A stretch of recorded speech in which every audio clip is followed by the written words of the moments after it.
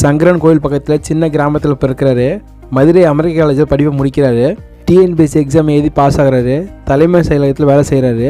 சில நாட்கள் கழிச்சு நடிக்கணும்னு ஆசைப்படுறாரு. கவர்மெண்ட் வேலை விட்டுட்டு நடிக்க வராரு. ஸ்டாண்டப் காமெடி மிமிக்ரி பண்ணிகிட்டு இருக்காரு. 15 கதை வாசனத்தை ஒரே நாளில் எழுதி முடிக்கும் திறமைசாலி இவர். மனதில் உறுதி என்ற படத்தில் பாலச்சந்தர் இவரை முதல்ல அறிமுகப்படுத்தினார். 1986 முதல்ல ஆரம்பித்தார். 2021 வரைக்கும் நடித்தார். இவர் கிட்டத்தட்ட 220க்கு மேற்பட்ட படத்தில் நடிச்சிருக்காரு. சின்ன சின்ன காமெடி அரசியல் வசனம் சொல்லி ரொம்பவே பிரபலம் பண்ணார். இவருக்கு சின்ன கலைவான்னு சொல்லி அழைப்பாங்க. இவர் 303 லட்சம் மரக்கன்று மேல் நட்டிருக்காரு. இவர் பத்மஸ்ரீ விருது வாங்கியிருக்காரு. அது மட்டும் இல்லாமல் இவர் அப்துல் கலாம் கூட நிறைய பேசி உரையாடிருக்காரு. அப்துல் கலாம் இவர் பாராட்டியிருக்காங்க. நடிப்பு மட்டும் இல்லாமல் மக்களுக்கு நிறைய உதவி பண்ணியிருக்காரு. சிரிப்போடு சேர்த்து சிந்தனையை விதைச்சு இருந்தாலும் மக்கள் மனதில் இன்று வரை நின்றிருக்கும் சின்ன கலைவாணன் விவேக் அவர்கள் தான். இந்த வீடியோ பிடிச்சிருந்தா லைக் பண்ணுங்கள், கமெண்ட் பண்ணுங்கள், மறக்காமல் தமிழ் விஷயம் சேனலை சப்ஸ்கிரைப் பண்ணிடுங்க.